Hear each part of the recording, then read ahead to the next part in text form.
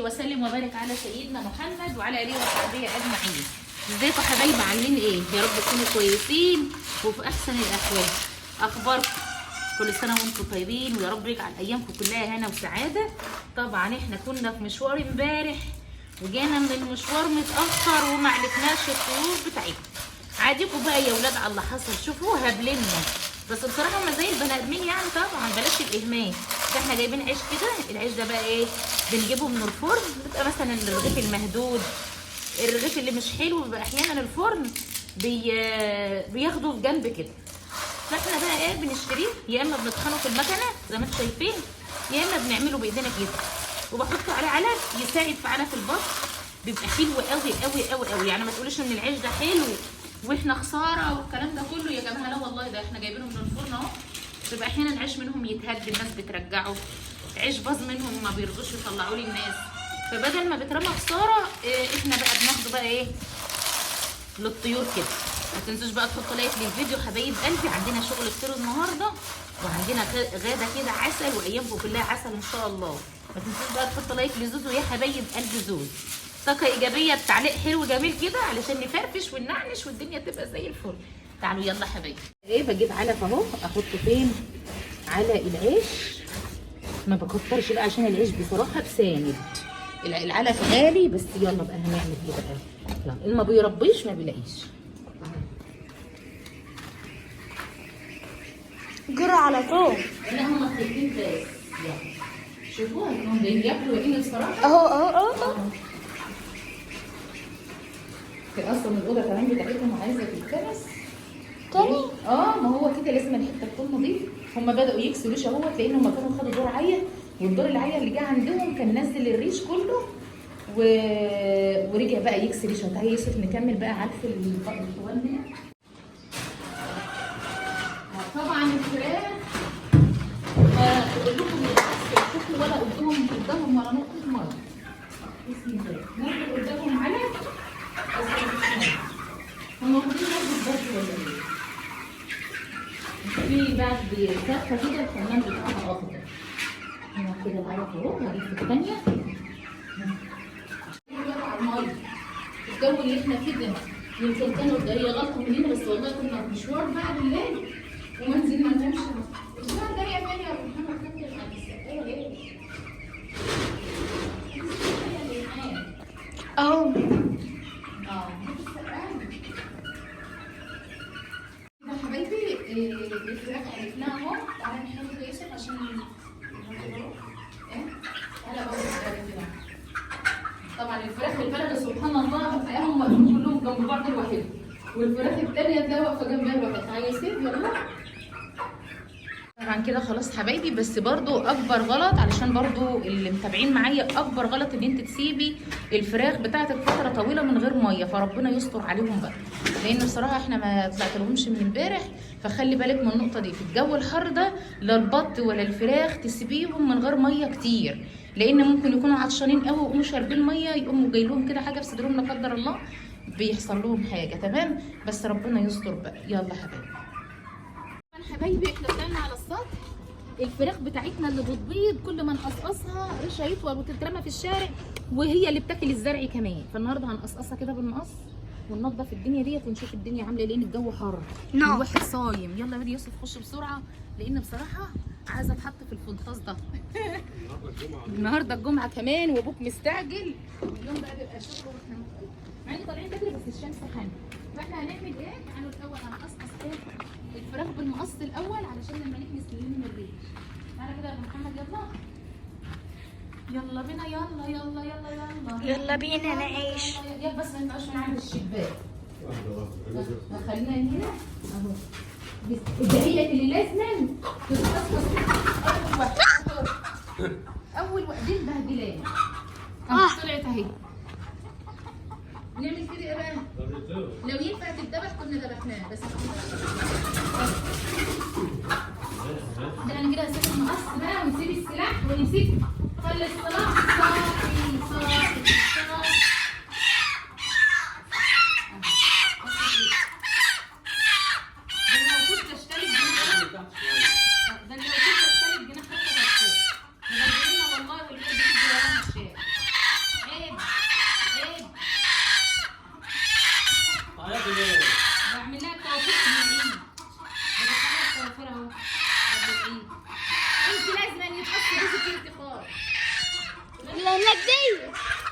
اللي هناك دي. هات تعالى الناحيه دي بقى. دي شكلها تحيرك. عارفه اللي انت لسه مقصقصاها؟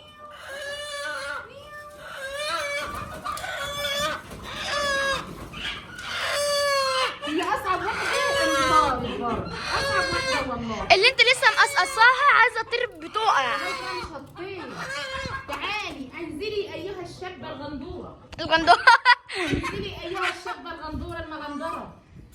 علشان هندخلك المنظره ونروح عليك بالمطرح. هو الاشعار يا ليه؟ يلا حبايبي هنقصقص بقى الفراخ فيها ونشوف الحاجه اللي هناك دي وبعد كده نرجع نكمل. بابا واقف جنبي يصدق ايه الفراخ. احنا بنحارب يا ابني عندنا حرب. اب الفرخه طارت عند الجيران اهو. يا حاج يا راحه يا جايبال الفضيحه ينفع الكلام ده؟ يعني نقعد نلف كده على البيوت على الفرخه؟ والله لا قطع بوزك خالص عشان تبطلي شهر تكرمي نفسك وتقعدي في بيتك محترم. يا شطاحه يا شطاحه يا نطاحه تعالى هجيلك اهو. هنا بقى حبايبي قصقصت الفراخ وهنرجع بقى ايه ندوخ على الفرخه اللي طارت دي. بس مين اللي هيجري ورايا دلوقتي واحنا داخلين على صلاه الجمعه وعايزين ننزل نعمل غدا؟ والله العظيم خير. بس يلا نعمل ايه؟ طبعا ابو محمد علشان ظهره وجهه وانا مش والجو حر وصايمه فانا بس هكنس الاوض بس كده ايه على العايم كده على السريع على السريع خلاص. والفرخه الثانيه بقى ايه نشوف لها حل يا جدعان بقى. حل مبهدلني.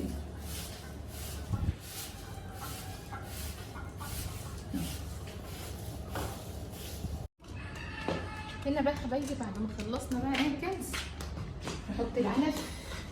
حطيت لهم في الاوضه عشان الجو حار. نار. هتحطي في دي؟ ما هو بابا اللي هناك ده. لا هنحط فيها ايه؟ صدف. صدف؟ صدف عشان الفراخ عشان البيض عشان الفراخ ايه تتشجع كده. انا فكرت ده انت جايباه عشان تحطي فيه بتاع. عشان الفراخ كده تتشجع وتتجرعن وتبيض وتبيض. يعني هتدوت في دي؟ هتدوس في دي ايه يا عظيم.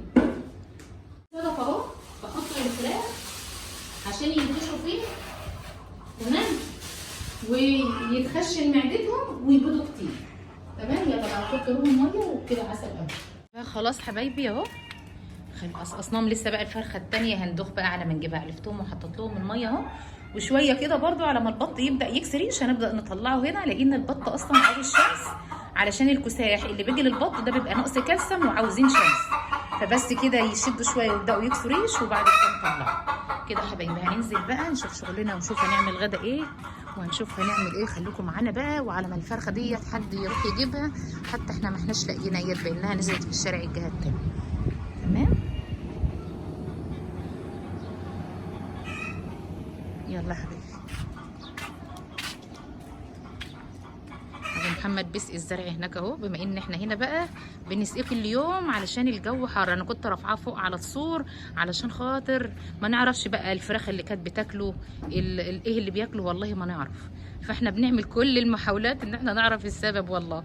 يلا هنا بقى حبايبي بعد خلاص ما نزلنا من على السطح انا كنت جايبه سردين بلدي وسردين تاني كده كنت جايباه من الشربين ومنزلاه معاكم في الفيديو. السردين ده بقى هخلله فهمسكه بقى ايه اغسله واسيبه يصفى من الميه خالص. وعلى ما يتغسل كده ويصفى من الميه ايه نكون عملنا ايه. نمسك السردين اهو.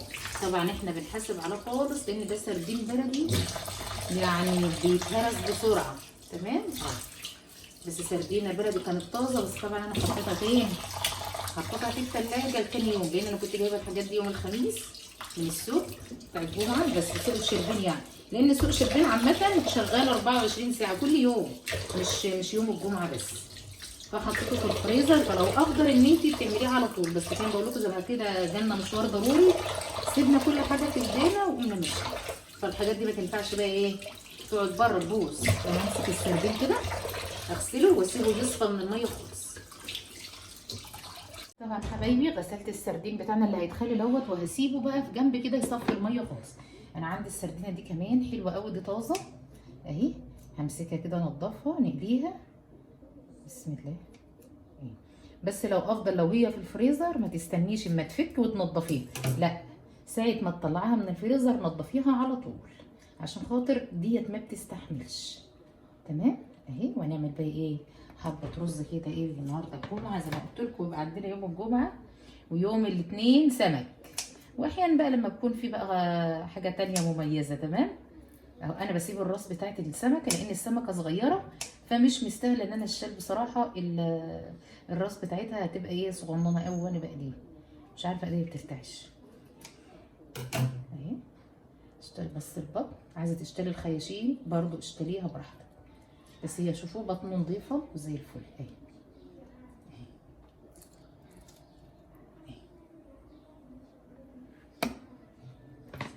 هنا بقى حبايبي بعد خلاص ما نضفت السمك كده والشك اللي جواه بمسكه اغسله واخلي بالنا منه برضه، لان هو حبايب قلب طازه يعني مش متلج.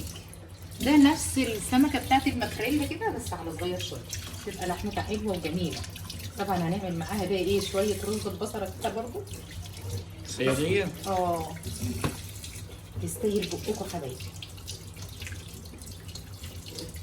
طبعا حبايبي بعد ما خلاص نضفت السمك جبت الرز بقى بتاعنا اهو، بغسله وباخد الميه بتاعته بحطها فين على السمك كده. طبعا بتخش الزفاره سواء بط فراخ سمك حلوه قوي طول عمرنا بنعمله. مفيش بتحط شويه من الدقيق وبتعصر عليها ليمون وشويه من الملح، وما تحاوليش بقى تحط خل لان السمك اصلا ده مش مستحمل، يعني السمك مش مستحمل ان هو يتحط عليه خل عشان ما يتهريش.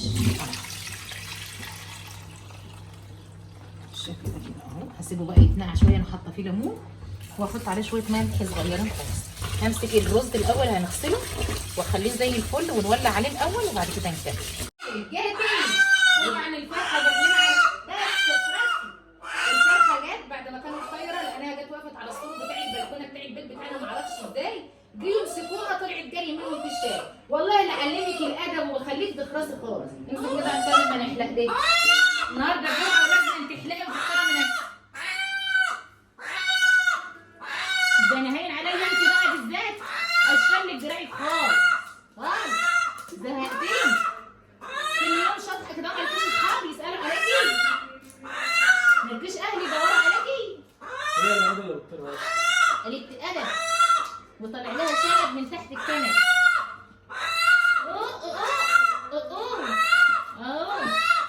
ده انا يشوفوا اهين عليا قصقص خالص خالص. يا كده حلقنا لها زلبطه حسام يطلع بقى يطلع عشان يجي يروح يصلي الجمعه.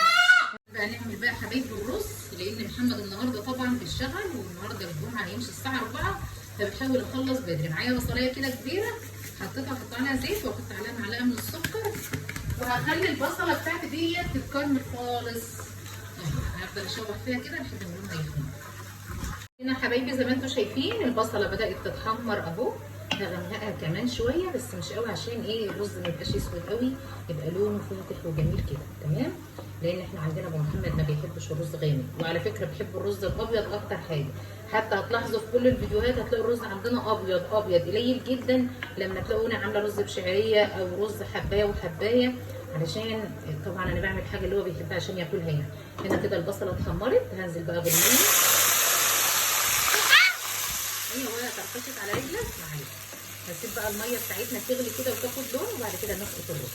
بقى حبايبي بعد الميه ما غلت هنزل بقى ايه بالرز. طبعا ايه صلاه الجمعه بتنزل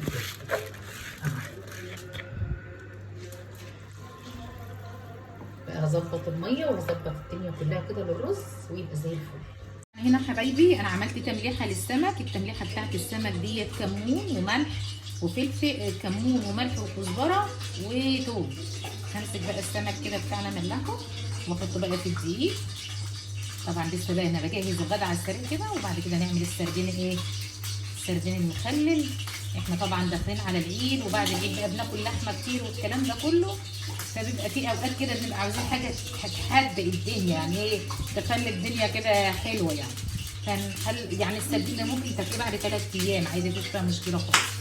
طول ما انت قافله عليه بيبقى بره عادي مفيش فيها مشكله. ساعه ما تفتحي عليه المكن ما بتملحي بتفتحي عليه تقليل لازم يتحط فين في التلاجه.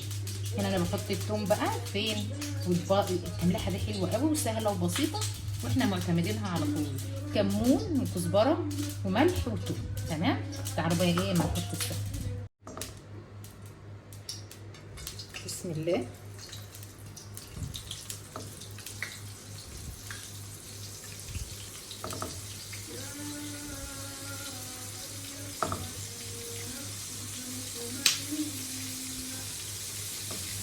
الزيت اول ما يعمل صوت بخاف. لا ما تخافش. هنا حبايبي الرز بتاعنا اهو، شايفين بيتردد بس. ما هو خلاص شرب الميه بتاعته. ساعه ما بيشرب الميه بتاعته ايه بنهدي عليه النار يكمل ايه السوا بتاعه. تمام اهو. كمان السردين بتاعنا زي ما انتم شايفين حاجه كده هو ما بيتحمرش قوي يا جماعه، يعني انت عايزه تحمريه قوي حمري، بس ريحته في منتهى الجمال. ايه رايك يا يوسف؟ حلو. هخلص بقى قلي السمك وبعد كده اجهز الغدا، وبعد كده نعمل ايه؟ نعمل السردين. لو نهضت ان انا اجهز الغدا بسرعه قبل ما هم يجوا من الصاله هعمل معاكم السردين وافصل معاكم على الغدا. يلا خليكم معايا نخلص السمك بتاعنا بالحي زي الفل الجميل ده ونرجع تاني. حبايبي بقى هخلي بقى معاكم السردين على طول وبعد كده نعمل الغدا نغرفه يعني. انا معايا هنا كيس من الملح عشان انا معايا كيلو ونص من السردين، وحاطه نص معلقه من الكركم، وحاطه نص معلقه من الشطه. هقلبهم كده. طبعا بتحط كركم ليا زاويه بيحافظ، دي زي الماده الحافظه كده، وكمان ما بيخليش له ريحه وحشه خالص خالص. ومعايا هنا شرايح ليمون، ومعايا هنا لورا، ومعايا هنا شويه من الزيت، والسردين بتاعنا غاسلينه، ومعايا العلبه اللي هخزن بقى واخلي فيها. هنا هحط كده كيس. ده تنفيذ سهل جدا وبسيط ومش هياخد منك وقت، و3 ايام تكوني واكله منه زي الفل اهو. هحط بقى ايه ملح اللي احنا خالطينه ده هنا كده فين في الارضيه بتاعت الطبق اللي هنعمل فيه، واحط شرايح من الليمون، واحط هنا لورا، وهبدا بقى ايه بسم الله الرحمن الرحيم اجيب السردين بتاعنا كده ايه وارصه فين. حتى ممكن كمان ما ترصوش مش مشكله خالص يعني، بس هنحطه كده فين في الطبق.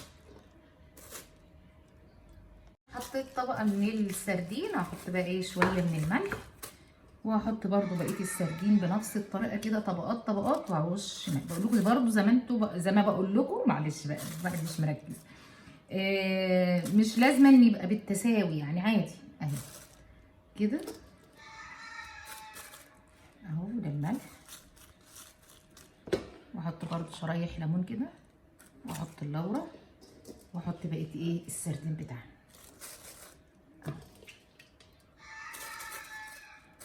حتى هو لو فيه ميه ما تقلقوش خالص، مش هيجرى له حاجه.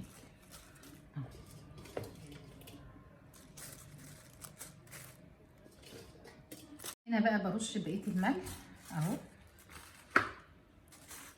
يعني في حد برضو كلمني قال لي يا زاهيه، والله بعت لي كمان على الماسنجر كمان بتاع الفيسبوك، وريتني السردين بتاعها كان متخلي ومنزل ميه، فبتقول ده كده باظ. لا هو كده، ما هو الملح بيشد الميه اللي في قلب السردين، ويا حبيبه قلبي هو اللي بينزل الميه دي، ما تقلقيش خالص. هنا هحط بقيه شرايح الليمون، واحط بقى ايه الزيت. طبعا الزيت دوت هيطريه معاكي ويبقى كده زي الفل. خد وقت؟ ما خدش معانا وقت ولا خد معانا اي حاجه، بثواني بثواني كده بيبقى زي الفل. هغسل ايدي وارجع لكم. نقفله كويس جدا ونحكمه كويس جدا عشان ما يطلعش معانا ريحه، وكمان يبقى معانا زي الفل. خلاص حبايبي كده الغدا بتاع يوم الجمعه زي ما انتم شايفينه، السمك والسلطه والشيبس ومخلل والرز، وكمان عندنا بقى ايه السردين اللي احنا خللناه اهو. انا ما رضيتش اربطه برده ولا اعمل فيه حاجه الا لما اخلص الاكل عشان يبقى كله مره واحده. تمام. ده بقى كان روتين كده سهل وسريع وجميل، وطبعا لسه بيبقى فيه شغل تاني. هنا بقى السردين شوفوا بدا ينزل ميه كمان اهو. انا معايا برده شويه من الكزبره، ممكن تحط شويه على الوش كده ويبقى معاكي زي الفل. وبتمسكي بقى ايه تربطيه ربطه كويس اهو. بسم الله الرحمن الرحيم اهو. انا حطيت كيسين وممكن تحطي في 3، بس انا حطيت كيسين لان انا هحطه في علبه وهحطه كويس جدا في الاكل اهو. مغطيه عليه. ده كان النهارده الروتين بتاعنا، تخليل السردين، وكنا عند الطيور، وكمان عملنا الغدا. يا رب الفيديو النهارده يعجبكم ونور رضاكم، واشوفكم على خير في فيديو جديد. وما تنسوش تحطوا لايك حبايب قلبي زيي، وبشكر كل متابعيني اللي واقفين معايا في الحلوه وفي الوحشه. بقول لهم انا من غيركم ولا اي حاجه، وقناتي ما بتكبرش الا بيكم، ولولا دعمكم ولولا ثقتكم فيا ووجودكم معايا. طبعا الدنيا ملخبطه معايا شويه والمشاهدات ما هيش شغاله، بس انا مكمله طبعا، وهنستمر وهنكمل لان ده شغلنا واكل عيشنا. دي يعتبر زي الوظيفه بتاعتنا بالظبط، فما نقدرش نتخلى عنها. طبعا هنكبر تاني وقناتنا هتكبر تاني بدعمكم انتوا ووقوفكم جنب زاهيه. وانا عارفه الناس اللي متابعه زاهيه بقالها 4 سنين، عارفه زاهيه على ايه، وعارفه زاهيه طبعا على على نظامها وعلى شغلها وعلى صدقها وعلى امانتها. طبعا كانت يبقى في حد ناس بسيطه كده مثلا واخده فكره احنا بس نركز مع الناس الحلوه، نركز مع الناس الجميله اللي بتدينا طاقه ايجابيه في التعليقات، واحنا بنديها طاقه ايجابيه بالشغل بتاعنا وهنكمل ان شاء الله. وكل شوفوا بعد بقول لك ايه، بعد العسر ايه، ان بعد العسر يسر. ان شاء الله ربنا هييسرها، لان احنا ربنا قلبنا صافي وكمان نيتنا حلوه وعمرنا ما اذينا حد. فان شاء الله ربنا مش هيخزي. على فكره الرزق مش قناه والرزق مش فلوس، الرزق في حاجات تانية كتير. مش معنى ان في حد كويس جدا في قناته او مشاهداته عاليه، سواء اي حد عامه يعني، ان هو كده مرتاح. يمكن هو كويس في الحته دي بس مش في حته تانية كويسه. انا الحمد لله بحمد ربنا ان المشكله اللي عندي او الابتلاء اللي عندي في القناه الحمد لله تمام على كده. اهم حاجه جوزي واولادي عندي بالدنيا كلها. بشكركم جدا جدا حبايب قلبي، زي مستنيه دعمكم، مستنيه اللايكات بتاعتكم. احلى متابعين في الدنيا، والسلام عليكم.